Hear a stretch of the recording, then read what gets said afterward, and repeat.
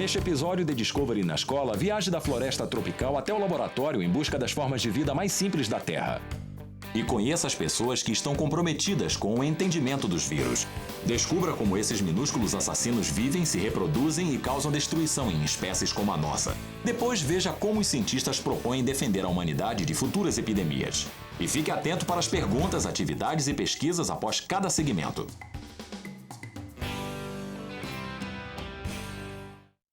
A seguir, perguntas de estudo e discussão para Tudo sobre Vírus, parte 1. Como os vírus se reproduzem? Como a Primeira Guerra Mundial contribuiu para a pandemia de gripe de 1918? Compare e enumere as diferenças do trabalho de Edward Jenner e de Jonas Salk. Como os triunfos desses dois virólogos podem ser um exemplo para os modernos cientistas que pesquisam novas ameaças? Discovery na Escola apresenta agora Tudo sobre Vírus, parte 1.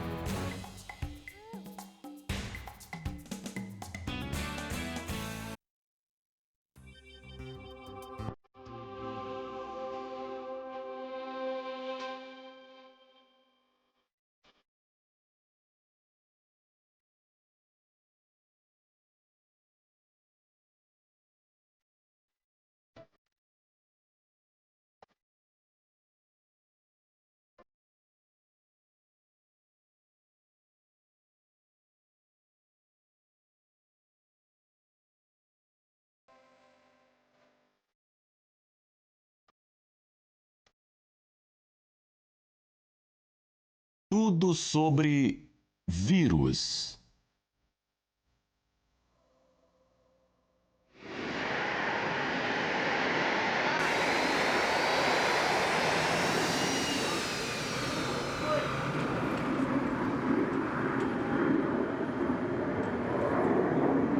Esta equipe de médicos do Exército está ensaiando.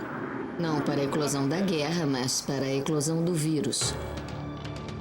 É uma batalha onde um aperto de mãos pode ser mais letal do que balas perdidas.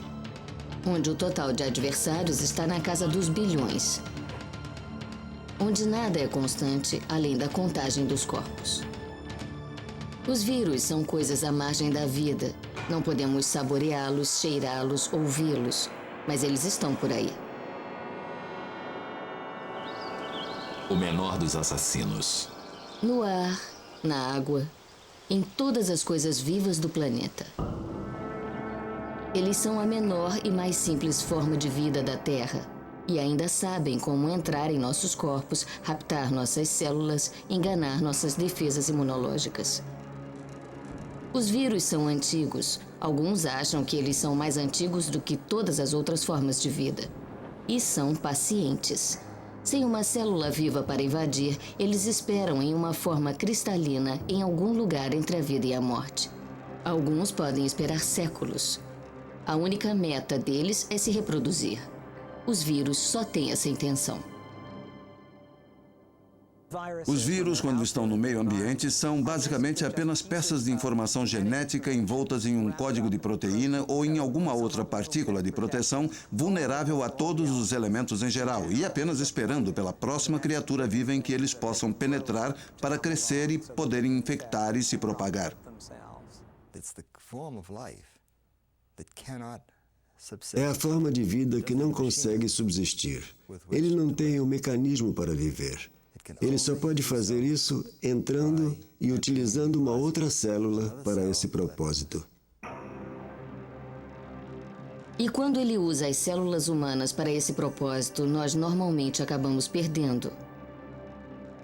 As doenças causadas pelos vírus são uma força potente na história do homem, como a guerra e os desastres naturais. A gripe. Os italianos do século XV a chamaram de influenza porque acreditavam que ela era causada pela influência dos astros e planetas. A varíola foi a primeira a ser reportada na literatura chinesa há 3.000 anos. Agora está extinta. Há 7 tipos diferentes de herpes e a catapora é uma delas. As chances são de que você tenha herpes agora. A curu é encontrada apenas em tribos canibais da Nova Guiné, transmitida porque eles devoram cérebros humanos. Cada resfriado que você pega pode parecer o mesmo, mas não é. Há centenas de vírus do resfriado diferentes. Durante a sua vida, pelo menos 50 deles irão pegar você. E a lista continua, dos vírus comuns, como o dos resfriados, até os mortais, como o da AIDS. Os vírus são a causa de muitas aflições. Há os vírus que você pega no escritório, no centro de tratamento, que seus filhos levam da escola para casa, que causam uma doença menor. Não vamos diagnosticar os vírus especificamente. Nós passamos frequentemente por eles e não prestamos a atenção que deveríamos prestar. Os vírus sempre foram difíceis de ser detectados. Até o mais poderoso dos microscópios ópticos só consegue aumentar 2.000 vezes os objetos. Eles revelaram um mundo aquoso de bactérias e criaturas unicelulares comendo, se movendo e se multiplicando. O que eles não conseguiram ver foi o fantasma que destruiu células com uma eficiência assombrosa.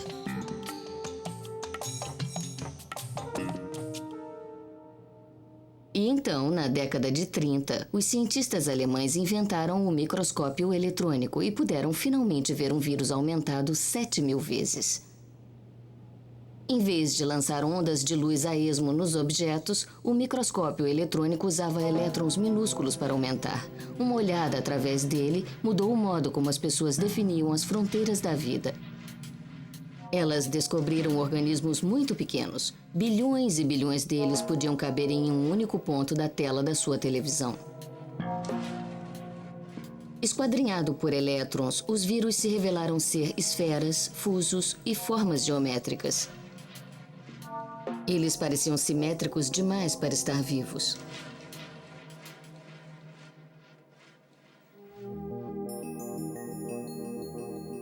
Nas telas dos supercomputadores de hoje, os vírus parecem enfeites de uma árvore de Natal marciana.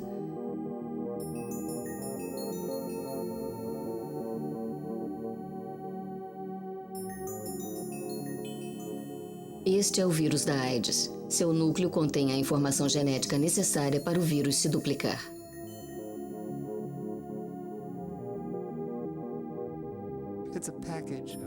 É um pacote de ácido nucleico, de material genético embrulhado em um conjunto de proteínas que permite a esse vírus utilizar uma célula para sua própria reprodução, porque ele não pode funcionar independentemente. Ele não pode se multiplicar independentemente. Os genes são protegidos por uma concha fina. A concha é salpicada com moléculas que permitem que o vírus se acople à célula-alvo e penetre em seu interior. Há certos mecanismos receptores. Eles vêm juntos e se prendem. Eles não atacam, eles se prendem. São incorporados e usam o mecanismo celular para sua própria multiplicação. Ele age como parasita e usa esses sistemas organizados para sua própria sobrevivência.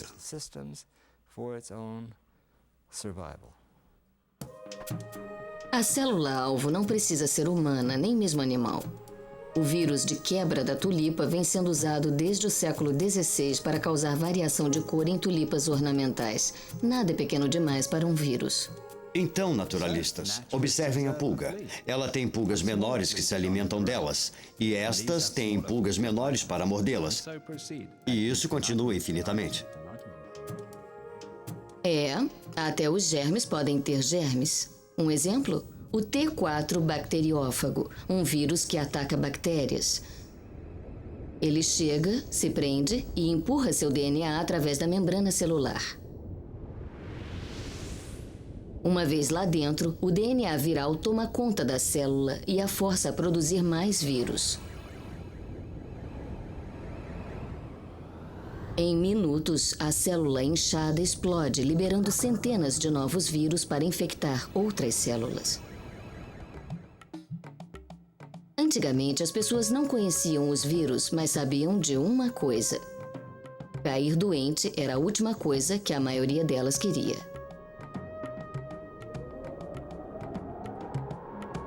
De onde vinham essas doenças? Elas eram a ira dos deuses? Mau agouro? Bruxaria? A A grande praga vermelha que atacou durante as guerras do Peloponeso no século V a.C. pode ter sido tifo ou escarlatina. Ou pode ter sido sarampo. A varíola era o açoite da Idade Média, matando muitas pessoas ou deixando as sobreviventes permanentemente desfiguradas. Quando os arqueólogos do século XX abriram as tumbas egípcias, encontraram referências do que pode ter sido pólio.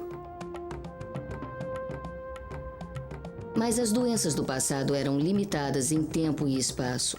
O mundo ainda não havia experimentado as epidemias virais em escala global.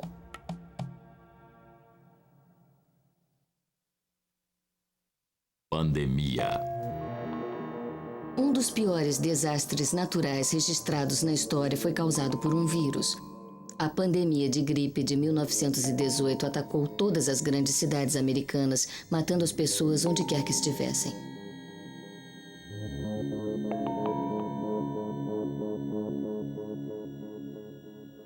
Pelo menos 20 milhões de pessoas morreram no mundo todo e foi talvez a pior pandemia que o mundo já viu. Houve mais gente morta pela gripe do que na Primeira Guerra Mundial.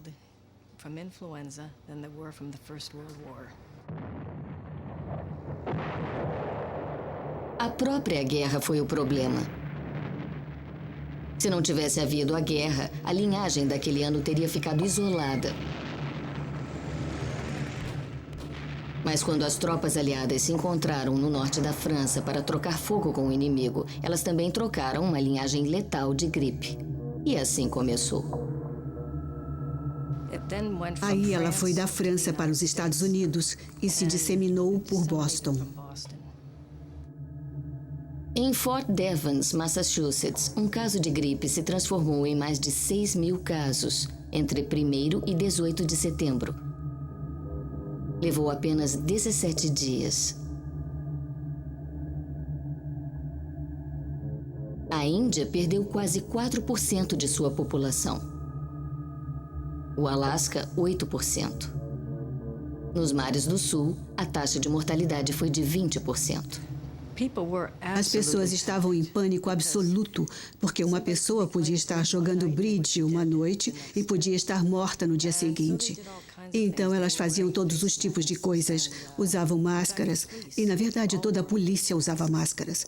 As pessoas carregavam bolsinhas com alho e cebola, qualquer coisa que elas achavam que as protegeria da gripe. Elas não faziam ideia de que estavam deixando exposto o único lugar por onde a gripe entra no corpo, o nariz. Nada se sabia sobre como lidar com ela. E isso começou a surgir quando chegamos às décadas de 30, 40 e 50. Naquela época, havia conhecimento e experiência bastantes e o desenvolvimento de técnicas que tornaram possível um procedimento. Nunca antes na história os médicos foram capazes de fazer tanto para preservar a sua saúde quanto podem fazer hoje. Em quase todo o campo da medicina, o desfile de avanços que irão beneficiar incontáveis milhões já começou. As vacinas viraram o sonho dos cientistas. Eles prometeram livrar o mundo das doenças virais. Curiosamente, a palavra vacina vem de uma doença do gado chamada vacínia. Vacina, um vírus estimulando uma resposta imunológica. No século XVIII, a beleza das ordenhadeiras era um clichê. Só elas pareciam estar livres da varíola. Um médico inglês do interior chamado Edward Jenner observou que um número surpreendente de ordenhadeiras pegou uma enfermidade branda parecida com o sarampo, chamada varíola bovina, conhecida oficialmente como vacínia. Jenner extraiu o vírus de bolhas e infectou uma criança, o seu próprio filho. Depois, ele inoculou vírus vivos de varíola no menino. Foi um risco terrível, mas deu certo. A injeção inicial de varíola bovina causou uma doença branda, mas que era tão parecida com a varíola que o corpo do menino finalmente desenvolveu uma imunidade às duas doenças. Nós desenvolvemos os nossos próprios mecanismos de defesa através dos anos. Nós conhecemos isso como sistema imunológico, que é um sistema muito complexo que contém muitos tipos diferentes de células e funções, cujo propósito maior, de modo geral, é reconhecer o que é estranho e tentar eliminá-lo. O sistema imunológico tem 3 grandes funções que estão operando em seu corpo neste exato momento. Reconhecimento. Os anticorpos são proteínas que se ligam à superfície de um vírus, enfraquecendo-o até a morte. Destruição. As células brancas do corpo chegam para destruir as células infectadas por vírus. Memória. Quando você é infectado por um vírus, as células de memória irão reconhecê-lo imediatamente se ele entrar em seu corpo de novo. É por isso que as vacinas são tão eficientes. O corpo lembra de como é o falso vírus e então pode proteger você quando o vírus verdadeiro chegar. Um dos modos mais comuns de fazer uma vacina é desenvolvê-la em um hospedeiro não natural.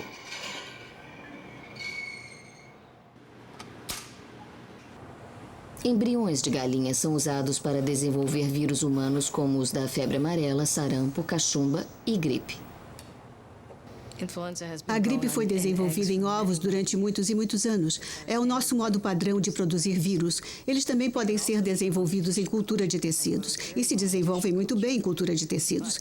Mas não podemos produzir culturas de tecidos suficientes para fazer as grandes doses necessárias para o uso industrial.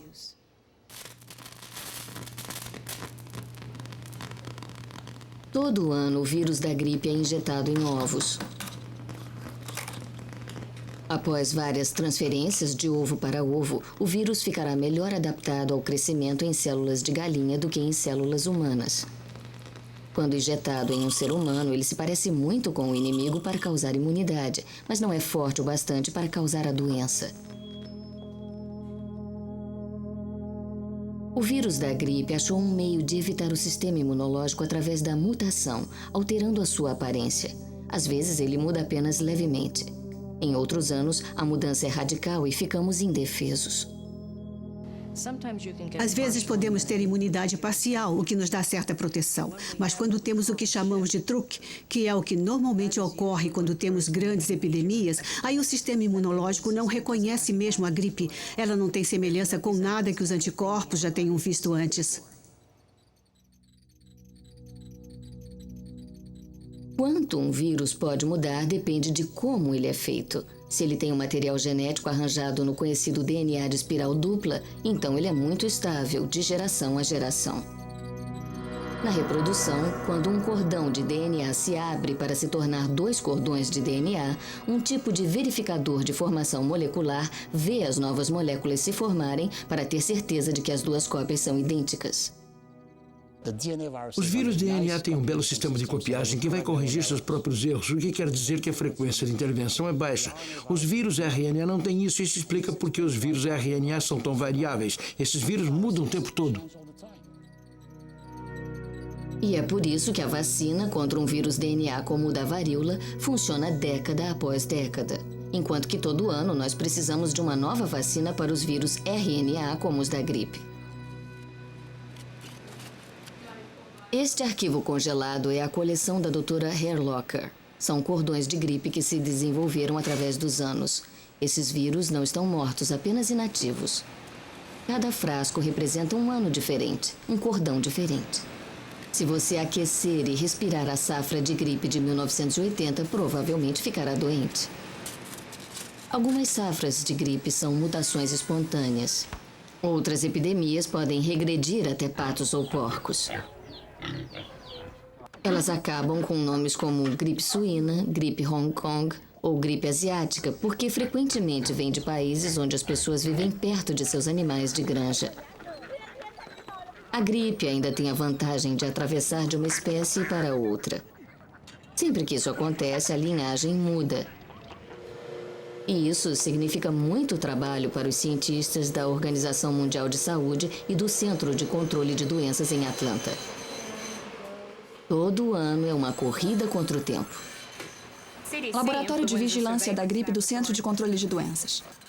A informação é recolhida dos centros de observação da gripe ao redor do mundo e usada para predizer que novo tipo de linhagem está a caminho.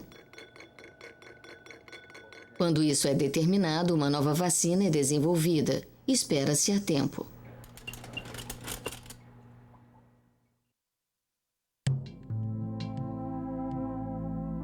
É difícil para nós imaginar um mundo sem as vacinas para doenças como gripe, varíola ou pólio.